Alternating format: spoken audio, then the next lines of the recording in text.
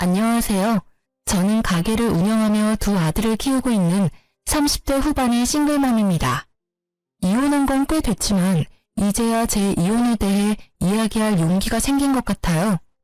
솔직하게 말하면 다 잊은 줄 알았고 꼭꼭 덮어뒀다고 생각했거든요. 이혼이라는 게 환영받을 일은 절대 아니라는 데에 저도 솔직히 동감하는 편이에요.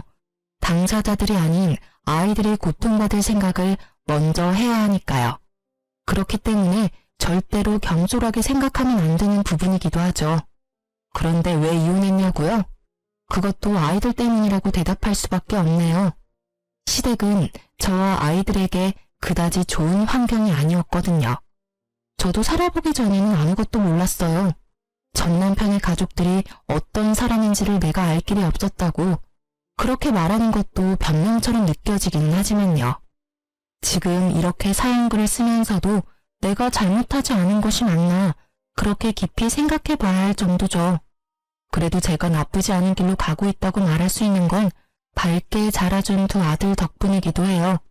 이제 중학생, 초등학생인 두 아들이 잘 자라주어서 저는 이혼을 후회하지 않을 수 있는 것 같아요. 저와 남편은 소개팅으로 만났어요. 조금은 이른 나이에 결혼을 하게 됐고 아이를 낳았죠. 전 어릴 때부터 요리에 관심이 많았어요. 특히 양식을 좋아했는데 아마 동생 때문이었을 거예요. 나이 차가 많이 나는 남동생에게 맛있는 걸 해주고 싶어서 고등학교 들어갈 무렵부터는 제대로 음식을 배워서 요리해주곤 했거든요. 그렇게 대학도 들어가지 않고 고등학교 졸업과 동시에 장사가 잘 되는 큰 규모의 가게에 취직해 일했어요. 그리고 20대 초반에 남편을 만나게 됐고 20대 중반에는 결혼하게 됐어요. 당시 저는 요리사라고 하기도 어려운 말단 직원이었고 경력을 쌓고 말고 할 것도 없이 임신으로 퇴사까지 하게 됐어요. 그래도 그게 싫지는 않았어요. 요리는 언제든 다시 시작해도 된다고 생각했고 무엇보다 아이가 생겼다는 것이 저에게는 큰 기쁨이었거든요. 그런 저의 결혼 생활에 단 하나의 문제가 있었다면 하나부터 열까지 간섭하는 시모 때문이었어요. 당시에도 꽤 큰 규모의 음식점을 운영하는 시모와 시부는 제게 꽤나 스트레스가 되는 존재였어요. 시모는 하나부터 열까지 잔소리를 해대고 시부는 그 잔소리가 들리지도 않는지 말리지도 동조하지도 않고 아예 투명 인간처럼 굴었어요. 보통 며느리사랑은 시아버지라는 말을 하잖아요. 근데 저희 시부는 정반대였어요. 아예 저는 남처럼 대하더라고요. 그래도 그런 시부가 시모보다는 더 괜찮았다고 하면 시모가 얼마나 심각한 간섭을 했는지 감이 대충 오시죠? 저와 시모의 갈등이 시작된 건 아이를 임신했을 때부터였어요. 제가 임신 사실을 알렸을 때부터 시모는 먹는 것, 행동하는 것, 생각하는 것까지 통제하려 했어요. 물론 지금이야 통제라는 단어를 쓰고 있지만 당시에 아무것도 모르던 저는 그게 통제가 아니라 사랑이며 관심이라고 생각했죠. 첫 손주에 대한 사랑이 지극하다고 생각했거든요. 그런데 그 인상이 송두리째 바뀐 일이 벌어졌어요. 바로 출산 당일이었어요. 저는 진통이 오는 상태로 병원에 가 있는 상황이었어요. 남편은 직장에 있어서 오는데 시간이 오래 걸리고 친정 부모님을 부르자니 그날따라 두 분이 모임에 가셨거든요. 결국은 시어머니를 불러 함께 병원에 있었어요. 그런데 진통을 겪는 저에게 시모가 엄한 표정으로 말하더군요. 아가, 너 절대로 제왕절개하면 안 된다. 그거 하면 애가 공부를 못한대. 그러니까 무슨 일이 있어도 자연분만 해.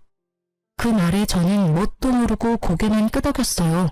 솔직히 아무것도 모른 채 임신해서 지금처럼 정보가 많지도 않은 시대에 제가 어떻게 했겠어요? 그냥 고개만 끄덕일 수밖에 없었죠. 그리고 그 정신없는데 한 가지를 더 말하더군요. 그리고 애 낳으면 절대 조리원 가지 말고 시댁 오거라. 조리원 가면 애 제대로 안아보지도 못하고 애 정서상 안 좋아. 그 말에 저는 또 고개를 끄덕였죠. 안 간다고 말할 수 있는 정신이 없었어요. 고통이 몰아쳤다가 잠시 조용해졌다가 다시 몰아치는데 진짜 생각을 할 수가 없었거든요. 그렇게 10시간이 넘게 진통했는데 결국은 애가 나오지 않자 의료진은 급박하게 말하더라고요. 이대로는 애도 산모도 위험하다. 긴급하게 제왕절개를 해야겠다고요. 그 대사를 제가 들을 줄은 몰랐지만 너무 아파서 알겠다고 대답했어요. 그렇게 애가 나왔는데 밖에는 시모가 없고 남편이 기다리고 있더군요. 병실에 들어가 있는데 좀 지나서 시모가 병실 문을 벌컥 열고는 화난 얼굴로 들어오더군요. 내가 제왕절개 절대로 하지 말라고 한 말 못 들었니? 우리 손주 머리 나빠지면 네가 책임질 거야? 남들은 잘만 하는 자연분만을 왜 못해서 제왕절개를 해? 그만큼 들었으면 나 같으면 5kg라도 자연분만 하겠다. 그걸 못 참고. 어머님, 근데 의사 선생님이 제왕절개 안 하면 너무 위험하다고 했어요. 저도 아이도. 저도 일부러 그런 건 아니고요. 의사 선생님한테 물어보시면 정확하게 아실 거예요. 의사가 뭘 알아? 그 사람들은 그냥 애만 빼주면 되는 사람들이라고. 네가 해달라고 했으니까 해줬겠지. 결국은 화만 마구 낸 시모는 씩씩거리며 집으로 돌아갔어요. 저는 출산을 하고도 욕을 얻어먹는 기이한 경험을 했죠. 그 뒤에 친정엄마가 왔는데 결국 울어버렸어요. 부모님은 제가 임신으로 고생한 것 때문에 운다고 생각하신 것 같더라고요. 그냥 별말 없이 그런 거라고 생각하게 놔뒀어요. 시모 때문이라고 말하면 당장이라도 저를 끌고 갈 것 같았거든요. 그렇게 입원 후 조리원 대신 시모 집으로 향했어요. 시모는 화가 완전히 가라앉지는 않은 모습이었지만 그래도 최소한의 준비는 다 해놓은 상태였어요. 그러나 다른 부분에서 시모와의 마찰은 바로 생겼어요. 너 분유는 왜 가져왔어? 애한테는 모유야. 모유를 먹여야 애가 튼튼하게 크는 건 모르니? 분유 다 갖다 버리거라. 애가 아무것도 모르고 임신을 해. 분유를 준비하라고 일러준 건 저희 친정엄마였어요. 친정엄마가 모유가 잘 안 나오는 체질이었다고 하더라고요. 저도 마찬가지였는지 병원에서 애 젖 물렸는데 젖도 안 나오는 데다가 애는 거부하고 완전 난리였죠. 그래서 어쩔 수 없이 분유를 먹였던 거고요. 제가 말할 틈도 없이 시모는 제 가슴을 꺼내더니 마구잡이로 쥐어짜며 억지로 모유를 빼내려고 하더군요. 정말 통증이 상상 이상이라 앓는 소리가 날 정도였거든요. 그렇게 조금이라도 나오면 이번에는 애가 안 먹는 거예요. 아마 아이 입 크기가 작아서 젖을 제대로 못 물었던 것 같아요. 그것도 모르는지 억지로 애한테 모유를 먹이려니 애는 얼굴이 벌겋게 될 정도로 목을 돌려 거부를 하더군요. 결국 모유 먹이기가 실패하자 시모는 화가 난 듯 보였어요. 야, 모유가 이렇게 안 나올 수가 있어? 너애 태교할 때 뭐 했어? 뭘 했는데 모유가 이렇게 안 나와? 아우 정말 미쳐. 진짜 넌 뭐 하나 제대로 하는 게 하나도 없니? 결국 꽥 소리를 지른 시모 때문에 애는 놀라서 경기하듯 울고 저는 너무 놀라 아이를 얼른 시모 품에서 빼앗고 몸을 돌렸어요. 그 탓에 시모는 엉덩방아를 찍어버렸지만 그런 게 눈에 들어올 리가 있나요? 애가 완전 자지러지게 우는데. 달래놓으면 배고파서 울고 울면 모유를 먹이라며 눈에 쌍심지까지 켜고 저를 지켜보는 시모 때문에 결국 저는 버틸 수 없었어요. 시모가 본인 앞에서 차곡차곡 풀었던 짐들을 다시 챙겼어요. 시모는 제가 정리하는 거라고 생각한 모양이더라고요. 저를 두고 잠시 밖에 나간 사이에 저는 친정엄마에게 전화해서 데리러 오라고 했죠. 그리고 얼마 있다가 엄마가 도착했다는 전화를 하자마자 애를 안고 짐을 질질 끌고 밖으로 나왔어요. 다행히 시모는 어딜 갔는지 없는 상태였고요.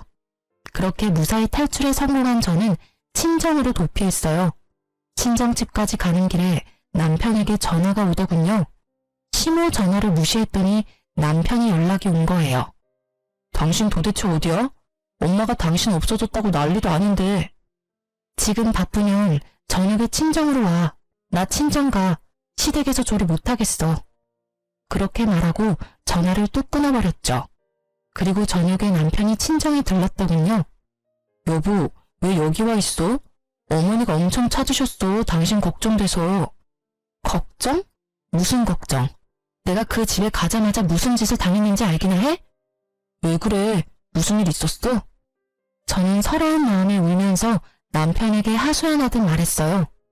어머님, 자연분만 안 하고 제왕절개했다고 나 혼낸 것, 그리고 모유도 안 나오는데 억지로 모유 주려고 내 젖가슴까지 쥐어짜면서 애한테 억지로 먹이려고 했어. 애가 입이 작아서 못 봤는데도 억지로 먹이려니 애는 얼굴 빨갛게 돼서 울지 나는 아프지. 게다가 모유를 안 빨래는 애한테 모유 주라며 분유는 가져가 버리고. 아니, 어떻게 그러실 수가 있어? 무턱대고 안 되는 걸 되게 하라며 강요하는 게 말이 돼? 그 상태로 무슨 산후조리를 해? 결국 우는 제 앞에서 남편인 친정 부모님 눈치를 보며 그러더군요. 어머니가 첫 손주라서 마음만 앞서서 그런가 봐. 내가 어머니한테 당분간 여기서 조리한다고 말해놓을게. 애 좀 클 때까지는 집에도 안 오시도록 해줘. 솔직히 어머님 좋은 마음으로 볼 자신이 없어. 결국 남편은 제가 보는 앞에서 시모에게 전화해 조리는 친정에서 하기로 했고 당분간은 만나러 오지도 말라고 못을 박았어요. 그랬더니 수화기 너머로 아주 고래고래 고함 치는 소리가 들리더군요. 남편은 쩔쩔 매더니 대충 얼버무리고 전화를 끊더군요. 그게 화근이었어요. 시모는 그 이후로는 제 폰으로 문자를 마구마구 보내기 시작했어요. 완전 문자 폭탄이었죠. 네가 우리 집 망쳤다. 애 하나 낳은 게 유세냐?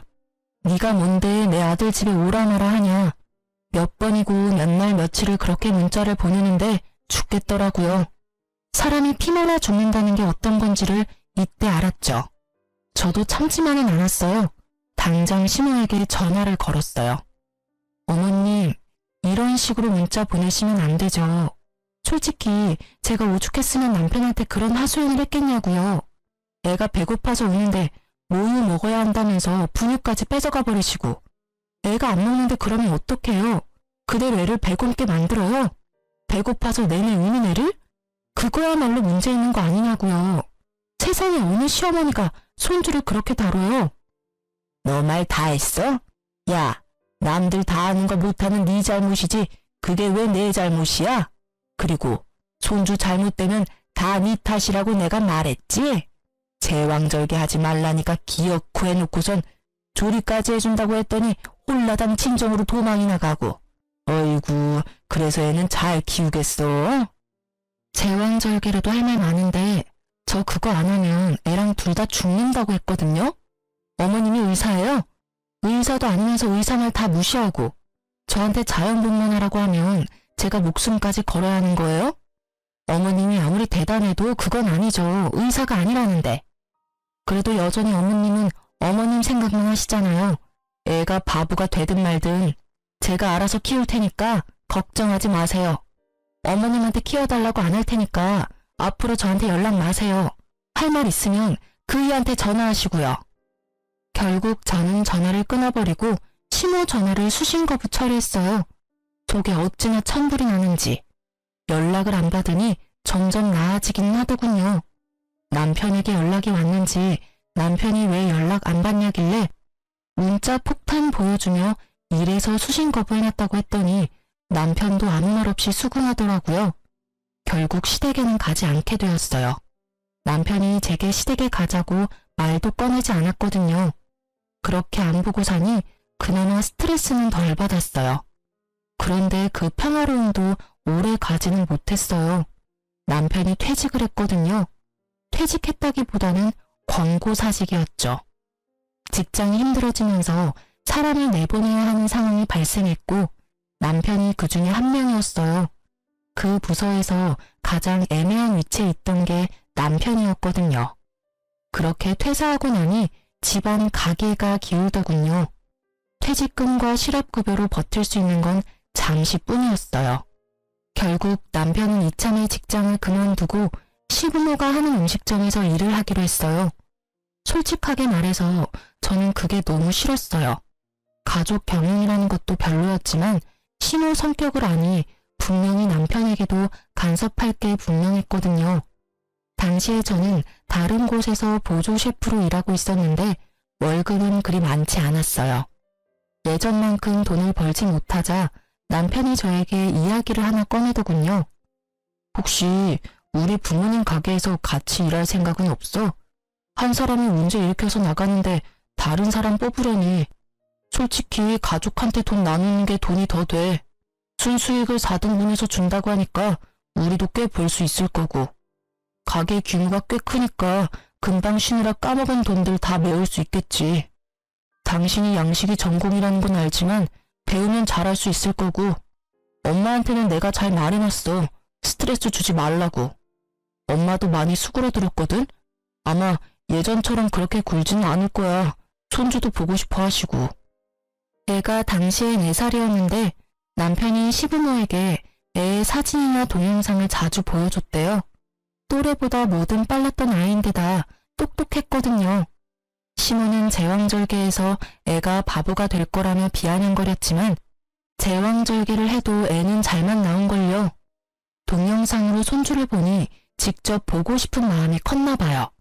저에게 스트레스를 주지 않는다는 조건으로 제게 일하자고 하는 거였어요. 저는 고민했어요. 물론 마음이야 절대 가고 싶진 않았죠. 하지만 아무래도 집안 경제가 무너지는 건 더 큰일이긴 했거든요. 애가 크면서 돈 될 곳은 더 많은데 이렇게 까먹기만 하면 돈도 모으지도 못하고 은행에 노예만 될까 걱정되기도 했고요. 결국은 시댁 가게에서 일하기로 결정했어요. 그렇게 간 첫날은 그렇게 어색했는데 시모도 남편과 약속한 게 있어서 그런지 별로 나쁘게 대하지는 않더군요. 가게는 크고 넓었지만 위생 상태는 정말 엉망이었어요. 처음에는 제가 혼자 치웠는데 치워도 늘어만 가는 때와 얼룩에 정말 포기하고 싶은 마음밖에 없었어요. 게다가 다른 사람들은 그 상태를 당연하게 생각하더군요. 음식점 하면서 깨끗하게 어떻게 유지하냐고요. 돈 못 버는 음식점이나 그런 곳에 신경 쓴다며 어이없는 소리만 하시더라고요. 그렇게 몇 개월 일하는데 하루는 속이 너무 안 좋았어요. 울렁거리고 답답하게 체한 것 같았는데 그 순간 제가 생리할 기간이 지났다는 생각이 든 거예요. 혹시나 싶어 확인했더니 정확한 2줄이 나오더군요.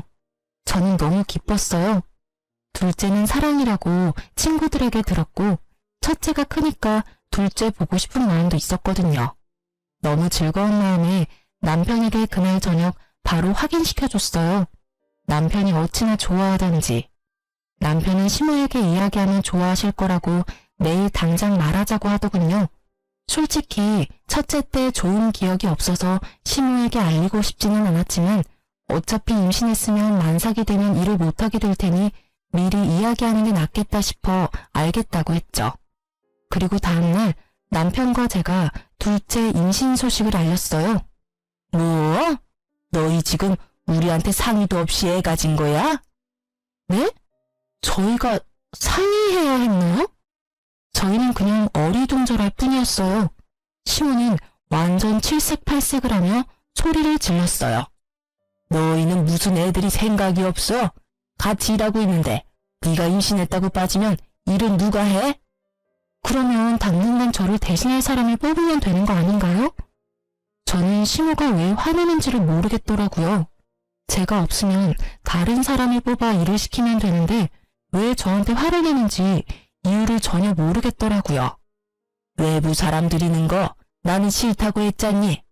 게다가 원하는 것만 많고 일은 안 하려고 하고 쓸데없는 짓이나 하고. 나는 그런 거 싫어.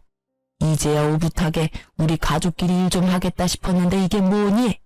너 임신했다고 뭐 맡겨가며 일할 생각하지 마. 어차피 원치도 않은 둘째 임신했는데 너한테 거기까지 신경 쓸 겨를 없어. 악담도 이런 악담이 없었죠. 정말 어이없는 표정으로 저는 남편과 시부를 바라봤어요. 누구 하나는 나를 도와주겠지, 나에게 동조해주겠지 싶었는데 두 사람 다 제 눈을 피하더군요. 그때 알았어요. 이 집안은 시모가 왕이고 나머지 남자들은 허수아비였구나 하고. 그렇게 저는 그 고된 시집살이를 시작했어요. 그것도 시부모가 운영하는 음식점에서요. 임신했다고 봐주지 않겠다는 시모 말은 거짓말이었어요. 봐주지 않는다는 게 아니라 괴롭히겠다는 말이었거든요. 일부러 온수 없이 찬물에 설거지하게 만들거나 무겁고 뜨거운 솥을 옮기게 했어요.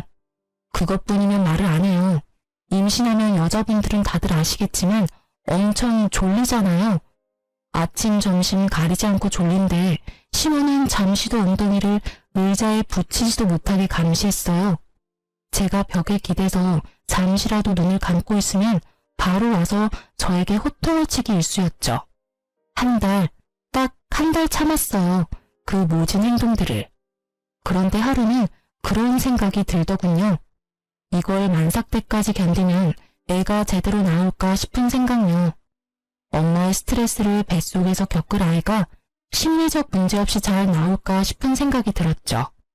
태교라고는 하나도 없는 그런 곳에서 저녁까지 뺑뺑이 돌리듯 일해야 하는 게 제정신에 멀쩡하고 몸 건강한 사람도 힘든데 저라고 버텨낼 재간이 있을 리 없죠.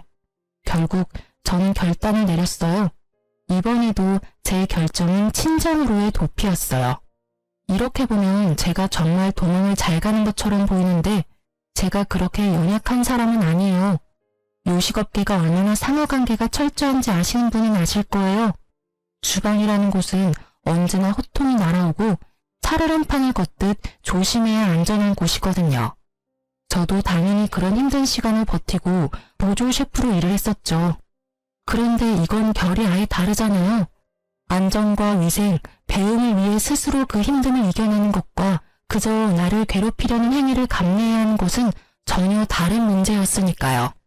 결국은 그렇게 첫째 아이와 함께 짐을 다 챙겨 들고 친정집으로 도피했어요. 가게 CCTV 영상 복사해서요. 그리고 그날 또 남편이 찾아왔죠. 그러나 첫 번째 도피 때와는 전혀 다른 남편이 있었어요. 당신 왜 또 처가로 도망가? 일을 하다가 내팽개치면 어떡해? 그렇게 생각 없고 책임감 없는 사람이었어? 당신 없으면 그 빈자리는 누가 채워? 사람이라도 구해놓고 나와야 할 것 아냐. 책임감? 당신은 내가 당한 걸 두 눈으로 보고 두 귀로 들으면서도 그런 말을 나한테 할 수 있어? 정말 어이없다. 가재는 개편이고 집신도 짝이 있다더니만 그래, 너도 나 괴롭히는 그 가족들이랑 한패다 이거지? 무슨 말을 그딴 식으로 해. 우리가 뭘 어떻게 했는데. 매번 괴롭힌다 하는데 그게 어떻게 괴롭힌 거야. 일이 바쁘면 그럴 수밖에 없지. 말은 잘해. 그럼 잠시도 앉지도 못하게 하는 게 그게 괴롭힌 게 아니야?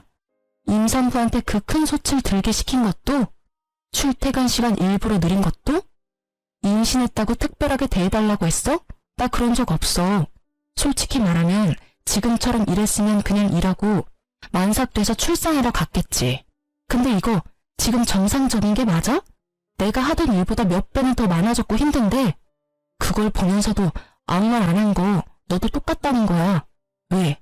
둘째 생긴 게 왜 싫은데? 당신은 좋아했잖아. 근데 어머님이 그렇게 행동한다고 당신까지 거기 동조해?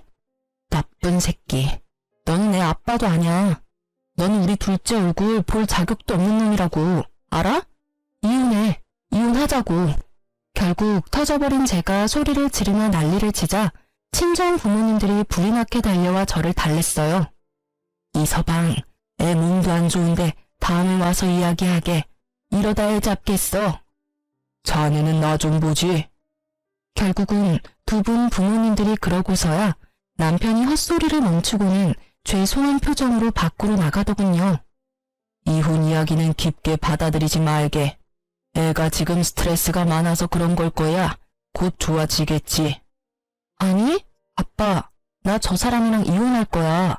그 집안 사람들 꼴도 보기 싫어. 임신한 나를 죄인처럼 굴리는데 내가 왜 그 집에 내 발로 들어가? 난 절대 그렇게 못해. 아니, 안 할 거야. 당신도 잘 알아도 내일 이혼서를 보낼 거야. 결국 악에 박쳐 소리 지르는 저를 두고 남편은 집으로 돌아갔어요. 애가 자고 있었으니 망정이지 깨어 있었으면 애한테도 크게 문제가 생길 뻔했죠. 친정 부모님들은 아무것도 모르고 왜 그렇게 떼를 쓰냐고 저를 설득하려 들었죠. 그래서 제가 당했던 일을 말해줬더니 아버지는 얼굴이 굳어지고 엄마는 화를 내고 여튼 그걸 알고부터는 이혼하는 저를 이해해 주기로 하셨어요. 이혼 서류를 남편에게 보내고 나니 마음이 좀 편해졌어요. 이상하죠? 긴장감으로 가슴이 두근거리는데 묘하게 이제 다 끝났다 싶은 생각으로 너무 후련했어요. 그런데 그날 저녁 남편이 저를 집으로 부르더군요. 할 말이 있다고 말이죠. 저는 애를 두고 같이 살던 집으로 향했어요. 그런데 집에 도착하니 배신감이 짜르르 들더라고요. 거기에는 남편뿐만 아니라 시모까지 같이 있었거든요. 우리끼리 이야기해서 끝낼 문제가 아닌 것 같아서 어머니도 불렀어. 무슨 이야기를 더 해야 끝나? 서류 정리되면 끝나는 거지.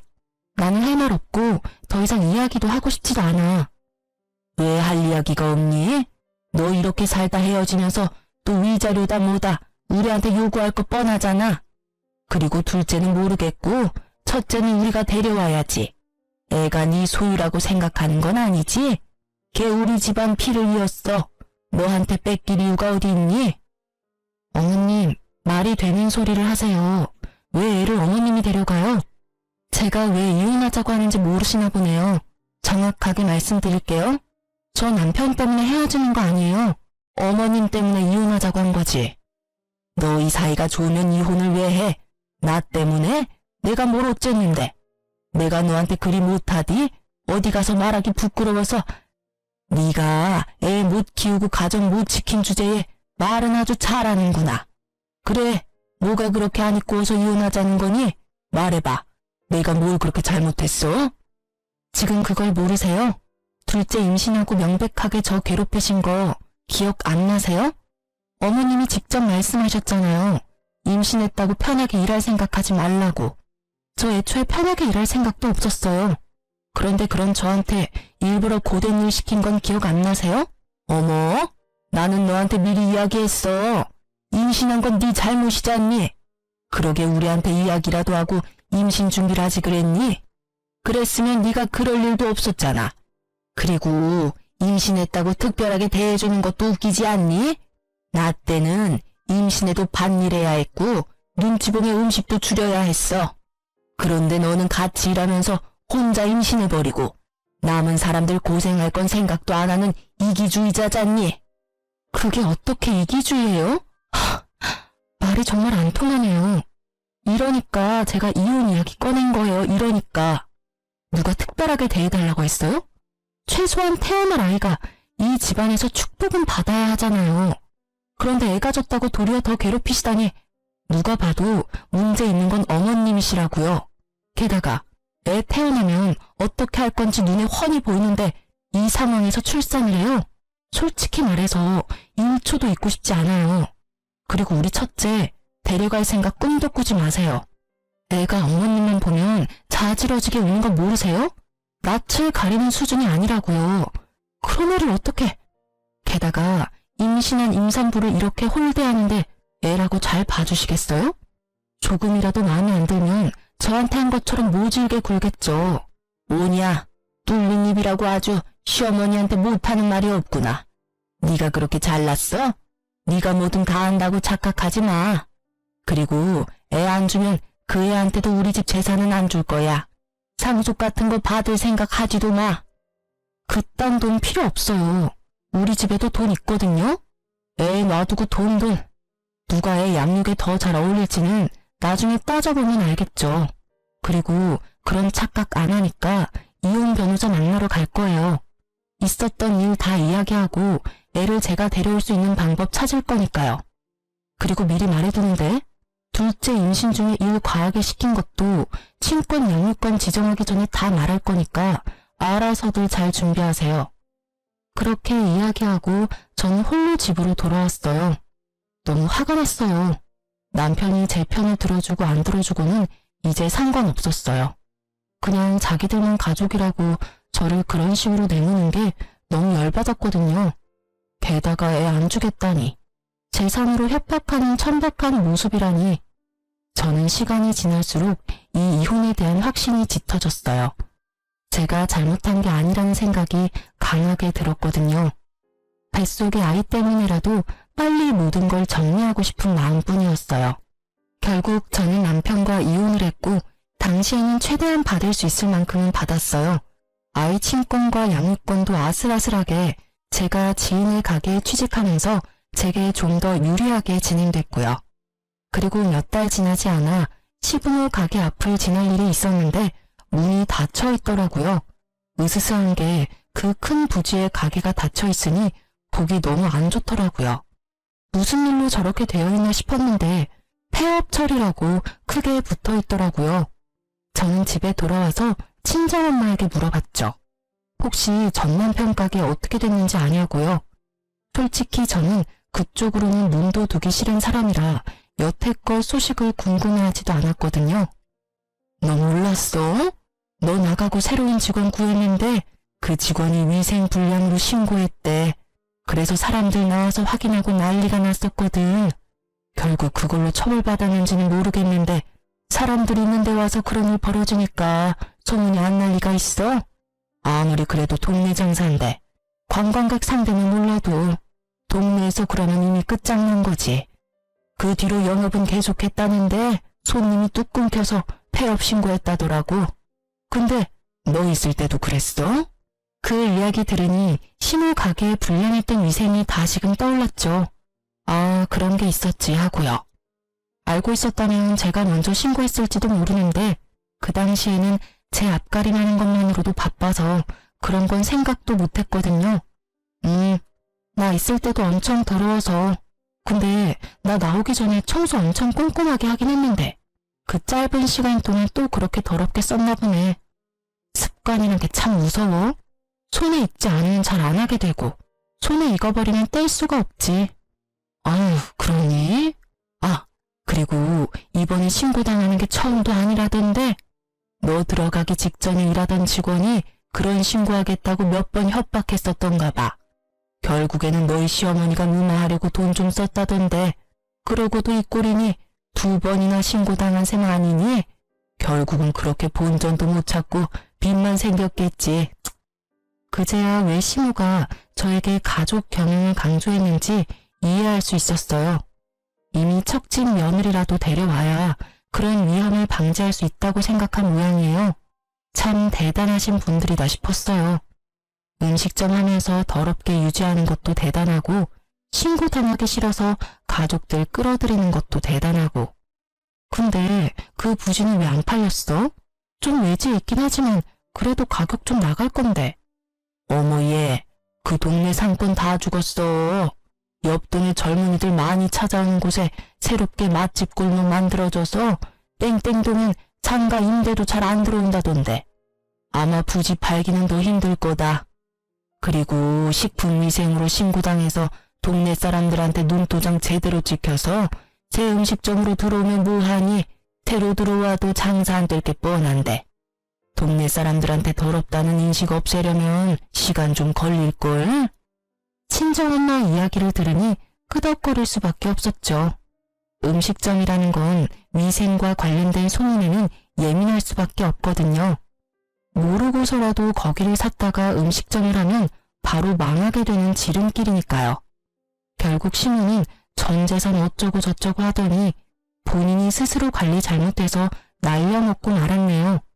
그때 재산 준이 많이 했을 때 아이를 지켜낸 제가 참 잘한 것 같다고 생각했어요. 그리고 그 뒤로 저는 지인이 운영하는 가게에서 출산 직후 그만뒀어요. 아버지가 집에서 제 요리를 맛보시고는 장사 미천을 마련해 줄 테니 음식점을 운영해 보라고 했거든요. 처음에는 겁이 많이 났어요. 젊은 사장이라니. 아직 제가 제대로 된 요리사가 아니라는 생각을 했거든요. 그래도 아버지의 권유와 격려에 결국은 제 이름의 가게를 오픈하게 됐어요. 큰아버지가 한적한 골목길에 건물이 하나 있었는데 그 1층을 조금 싼 값에 임대하셔서 그곳에서 양식 음식점을 운영했어요. 그런데 그 골목에 하나둘씩 젊은 감성의 가게가 생기더니 결국에는 맛집 골목처럼 상권이 형성되어서 2년 만에 저희도 그 이득을 충분히 누리게 됐죠. 음식점은 장사가 너무 잘 돼서 몇 년 만에 확장하게 됐어요. 그 건물 1층에 제 가게와 휴대전화 가게가 있었는데 결국은 그 휴대전화 가게가 임대 계약 종료로 나가고 큰아버지가 그쪽을 저희가 확장해서 쓸 수 있게 만들어줬어요. 저희도 확장하고 나서는 시세와 같이 임대료를 지불하며 가게를 운영하기로 했어요. 가게가 커졌으니 사람을 구해야 했어요. 그만큼 홀과 테이블이 늘어나서 당시 있던 직원만으로는 너무 감당이 안 될 정도였거든요. 우리는 홀 직원에 더해서 주방에서 저를 도와 보조 셰프를 해줄 사람을 찾기로 했어요. 그렇게 구인 광고를 냈어요. 며칠 동안 사람들이 많이 찾아왔는데 홀서빙은 금방 구했는데 주방 보조해줄 이모님 찾기가 생각보다 힘들었어요. 그래서 골머리를 앓고 있는데 문 열리는 소리가 들리더니 누군가 들어오더라고요. 그때는 오픈 전이라 저도 사복을 입고 있었는데 고개를 돌리고 딱 보니 전 시모가 거기 있었어요. 저도 상대방도 무척 놀란 표정이었어요. 그러나 놀란 표정도 잠시 전 시모는 표독한 표정으로 제게 시비를 걸듯 말했어요. 너도 직장 구하러 왔니? 이혼하면서 나갈 때는 아주 이혼만 하면 세상 편하게 살 것처럼 하고 나가더니 결국은 너도 이렇게 나이 먹고 구직이나 하고 다니잖아. 그 말은 제가 하고 싶은 말이었지만 말을 참았어요. 여기는 왜 오셨어요? 저랑 싸우러 오신 거예요? 네가 여기 있는 줄 내가 어떻게 알고 여길 와? 난 여기 구인 광고 보고 면접 보러 온 거야. 너도 구직하러 온 거 같은데 나랑 같이 있으면 넌 못 붙어. 내가 여기 사장님한테 네가 얼마나 못된 계집인지 아주 상세하게 이야기해 줄 거니까. 싸우러 오신 게 아니면 말 조심하세요. 저도 이제 그쪽 분 제 시어머니라고 생각 안 하니까요. 남남이 된 지 얼마나 오래됐는데 여전히 저한테 굉장히 모질게 구시네요. 남한테 이렇게 하시면 당장 소송인 건 모르세요? 그딴 거 난 알 필요 없고 알고 싶지도 않아. 나한테 필요한 건 네가 우리 아들이랑 이혼하고 비루하게 빌어먹고 사는 걸 보는 게 더 중요해. 모든 게 내가 생각한 대로 맞아떨어졌으니까. 너 같은 성격에 어디 가서 잘할 거라고 생각한 게 이상하긴 하지. 우리 집 풍비박산을 내놓고 아주 저 혼자 잘 살려고 하는 건 말도 안 되지. 너 때문에 우리가 이렇게 됐는데. 가게 폐업했다는 이야기는 들었어요. 그런데 그게 제 탓이라고요? 저는 분명히 저 나가고 새로 들어온 직원이 신고했다고 들었는데요. 그게 네 탓이지. 네가 애를 가지지만 않았어도 우리가 그런 또라이 같은 새 직원을 뽑을 일이 있었겠니? 쓸모도 없는 거 걷어서 일하게 해주려고 했더니 금세 도망가서 결국 사람 구하게 만들고 결국 신고당해서 폐업하고 우리 아들도. 아들 이야기를 꺼내려던 시무가 잠시 멈칫하더니 무척 화난 얼굴로 칵 퇴하며 제 앞에서 침을 뱉더군요. 정말 모욕적이고 빡친 상황에서 저도 참을 수 없었어요. 이 아줌마가 미쳤어? 여기가 어디라고 침을 뱉어? 그게 내 탓이라고? 위생신경 쓰라고 말한 거 무시하는 것도 아줌마고 열심히 쓸고 닦는 나 무시하면서 생색낸다며 비아냥거린 것도 아줌마인데 왜 나한테 뒤집어 씌우는 거야? 나한테 침 뱉은 거 나 그냥은 안 넘어가요. 신고하고 소송할 거니까. 네가 그런다고 내가 무서워할 줄 알았니? 오냐 해봐라. 누가 이기는지 보자. 그때 안에 있던 매니저가 큰 소리에 놀라서 나오더라고요. 사장님, 무슨 일이세요? 이 아주머니는 또 누구시고? 사장님?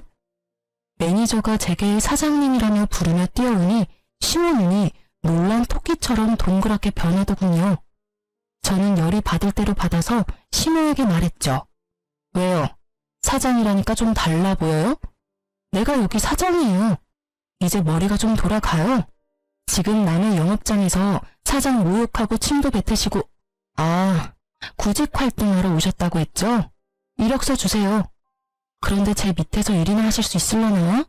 저한테 깍듯하게 사장님 소리하면서 높임말 써야 하는데 그 말에 자존심이 상했는지 얼굴이 시뻘겋게 변하더군요. 비루하게 뭐요? 내가 그 말 똑같이 되돌려드리죠. 나이 먹고 어린애한테 침 뱉고 막말한 거, 비루하게 사는 거 보고 싶었다고 한 거 다 돌려드릴게요. 아줌마야말로 비루하게 살고 있으면서 그렇게까지 저를 까내리고 싶었어요? 근데 어째요? 제가 사장인데. 저한테 경을 쓰고 제 말 따를 생각이라면 취업시켜 드릴게요. 어떻게 하실래요? 결국 제 말에 전 시민은 욕설을 거하게 내뱉고는 문을 강하게 박차고는 나가버리더군요. 매니저는 이 상황에 그저 놀라서 멍했고 저는 그런 매니저에게 소금 좀 뿌리라고 했어요. 재수가 더럽게 없으려나 보다 하고요. 나중에 알고 보니 신우가 저한테 공격적으로 나온 이유가 있기는 하더라고요. 가게 폐업하고 가족 모두가 취업 전선으로 내몰렸다고 하더라고요. 동네에서 들리는 소문에 의하면 그 음식점 부지에 대출이 많이 껴있었더라고요. 평생을 장사라고 생각했는지 돈이 필요할 때마다 건물에 저당 잡고 써버릇했는데 막상 음식점이 망하니 달달이 내야 되는 이자도 내기 힘든 실정인 것 같더라고요. 전 남편은 전공을 살려보려 했지만 능력이 없는지 취직 다 실패하고 공사장에서 일용직 일하다가 허리 다쳐서 병원 신세를 지고 있다더군요. 그리고 시부는 배달일 하면 돈 버는데 체력이 없으니 많이 벌지도 못하고 병원비만 더 든다고 하고요. 그리고 시부는 제가 본 그대로였죠. 받아주는 곳 없어서 이곳저곳 떠돌아다니며 일하다가 같이 일하는 동료랑 싸워서 퇴사하고 뭐 그런 상황이었더라고요. 솔직히 남의 불행에 즐거워하지는 못하겠는데 이상하게 이해는 되더라고요. 그 사람들이 그렇게 될 거라는 예상을 한 건 아니었지만 좋은 결말을 가지지는 못할 거라는 생각은 했죠. 저에게 한 행동을 보면 다른 사람과도 크게 잘 지낼 거라는 상상은 되지 않으니까요. 전 신우를 만난 건 그때가 마지막이었고 지금은 어디서 뭘 하는지 알지 못해요. 무소식이 희소식이라고 연락 없는 지금을 그냥 즐기면서 살아요. 여자 혼자만으로 애 둘 키우면서 그래도 좀 더 잘 살 수 있었던 건 부모님 도움이 없었으면 절대 안 될 일이었어요. 그래서 저는 이혼을 하고 나면 주변 사람들의 호의를 동정이라 생각 말고 주는 건 다 받아야 한다고 생각해요. 그랬기 때문에 지금의 제가 있는 거니까요. 제가 자존심을 세우고자 또는 떨어진 자존감이 안 될 거라고 생각하며 아예 시도를 포기했다면 이런 결과는 얻지 못했을 수도 있죠. 그리고 그때 제 선택을 후회 없게 만들어준 두 아들의 존재가 제게는 여전히 소중해요. 혼자 되고 경영인이 되고 나서는 주변 사람들이 소개를 해주기도 했어요. 그렇지만 다 거절했어요. 솔직하게 말하면 이혼하고 나서 음식점을 운영하는 것보다 재혼을 했다면 더 편하게는 살 수 있었을지도 모르죠. 그렇지만 그렇게 했다면 두 아들이 지금처럼 밝고 건강하게 자라지는 못했을지도 모른다는 생각을 해요.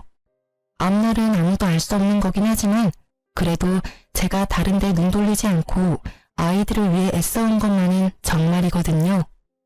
음식점을 운영하면서 초반에는 힘들기도 했고 여러 가지 문제도 많았어요. 이혼하면 다 해결되는 게 아니라 더 많은 문제가 산적해 있을 테지만 내가 인간 취급받지 못한다는 거, 내 아이가 받을 취급을 생각하면 이혼이 더 나은 선택이었다고 말할 수 있겠네요. 글을 쓰면서 제 인생을 정리해보니 시작되는 모호했던 마음들이 지금은 정말 한 점의 후회도 없어진 듯해요. 글을 쓴 보람이 있는 하루였네요. 그리고 저의 긴 글 시간 들여 읽고 들어주신 분들에게 감사한 마음을 전합니다. 다들 오늘도 좋은 하루 되세요.